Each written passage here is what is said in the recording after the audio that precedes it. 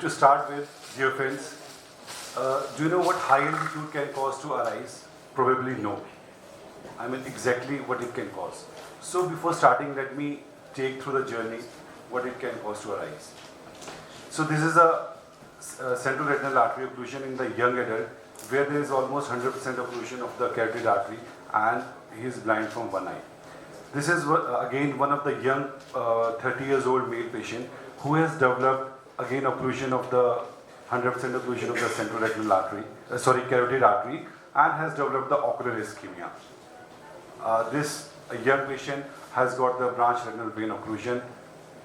Here, these young patients, they have got the central retinal vein occlusions, branch retinal artery occlusions, and CRO, CSCR, and these are the hemorrhages in high altitude which can mimic this anemic retinopathy, leukemic retinopathy, where we can see the white-centered hemorrhages also, and these are the high altitude retinopathy with the different grades. It can mimic the hypertensive retinopathy, lupus retinopathy, and disc edema. So to start with, the high altitude retinopathy is defined as a retinal abnormalities caused by prolonged exposure to hypoxic environments, primarily occurs at high altitudes above 11,000 feet. Now, what is known in the literature is that rapid ascent to the high altitude can cause the high altitude retinal hemorrhages and various complications like CRVO, BRVO, etc. But what is not known is that if you are well acclimatized and then go to high altitude, then also it can cause number of complications in your eyes. So this study was undertaken to fill this research. So it was an observational cross study where 1457 security personnel were there, age ranging from 20 to 54 years, and they were stationed at altitude more than 11,000 feet. The baseline ophthalmic examination was carried out, standard acclimatization schedule was defined by the central body was conducted, and on the last day of acclimatization, again the ocular examination was done, and all these patients had spent a minimum of 3 months at high altitude more than 11,000 feet.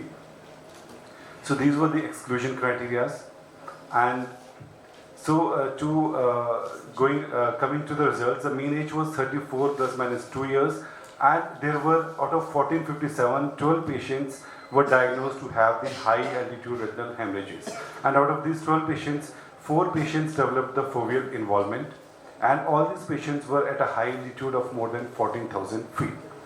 So this is a descriptive clinical profile of the fundus findings, where the venous dilatation, retinal hemorrhages, rod spots, vitreous hemorrhage, cotton wool spots, and subretinal hemorrhage and macular involvement were seen in this number of patients. So the high altitude retinopathy, the grade 1 was seen in 3 patients out of 12, grade 2 in 2 patients, grade 3 in 2 patients, grade 4 in 5 patients, and total out of the 12 total patients. Now what is this grading? So you see, if we see, there is a grading which was given by Wiedemann and Tebing in the year 99. And to our surprise, after the year 99 till now, we don't see even a single classification which has been revised and has been given. So this is a grading where we see the mild dilated retinal vein and veins in all the patients, along with the hemorrhages criteria 1, 2, 3, or more than that. So this is a patient, one of our patients, where this is grade 1 high altitude retinopathy, where we can see the hemorrhages up to the 1 disc area, and this is grade 3, where we can see the multiple hemorrhages up to 3 disc areas, and also we can see the white-centered hemorrhages. This is the grade 1. So the statistical significant findings were high altitude risk at significant association between higher altitudes and the increased high altitude retinopathy incidence was seen. And the novelty of our research lies in highlighting the impact of chronic hypoxia on ocular health, suggesting that delayed HARH is an indicator of prolonged hypoxic exposure and potential reperfusion injury rather than immediate hypoxic change.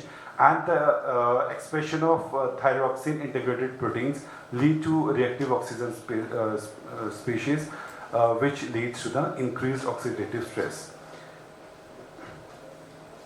So our study revealed that individuals with lower oxygen saturation and experienced more extensive retinal bleedings, and these were the study limitations. And the take-home message was that delayed high-altitude retinal hemorrhages occurs even in well-acclimatized individuals at high altitude and the prevalence is low, but potential for severe visual impairment exists. And the regular ophthalmic monitoring is essential for those exposed to high altitudes, particularly above 4,267 meters. Thank you so much.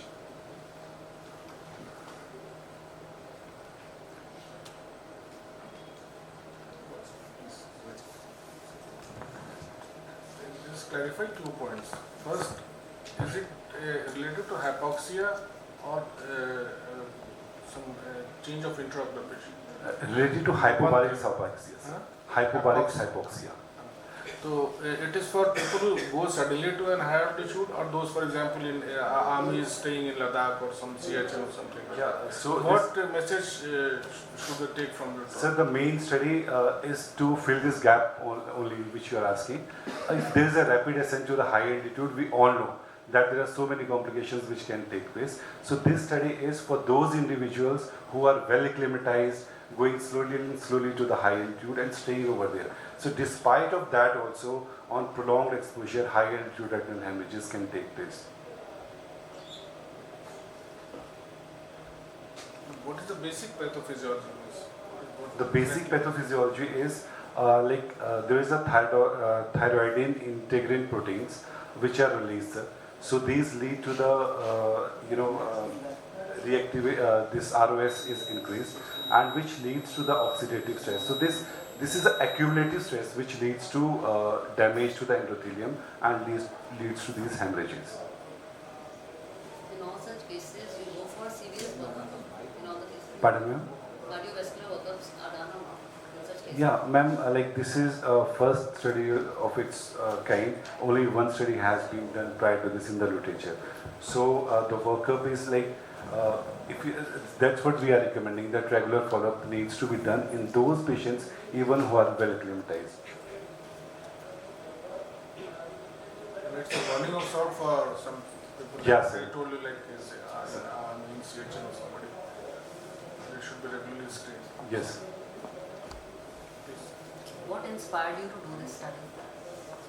Ma'am, I was posted in Srinagar previously, 92 base hospital, and now posted in Kolkata. So number of cases serving soldiers who are coming from the high altitude, they were coming with the ocular ischemic syndrome, central retinal occlusion, and hemorrhages which can mimic the lupus, like leukemia, sometimes this anemic retinopathy, etc.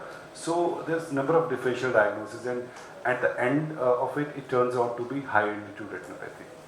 So these are the entities which everybody should know, I think, and there's very less known in the literature. Does it really differ from other kind of toxic retinopathies we encounter every other? No, it's same, but hypoxic retinopathies are mainly in the high altitude only we see. Otherwise also we see, but it's not much that it has to be audited. For example, any patient SpO2 level is falling. SpO2 is falling. For example, in COVID, they can also have an Yeah. Deficiency in ears also as well. Yes, ma'am. Yeah, that's what I'm saying, ma'am. It's like similar to anemic retinopathy. So those it mimics those only. But then the difference is, you will see that hemoglobin is fine, but it mimics the anemic retinopathy. Nice presentation. Thank you so much.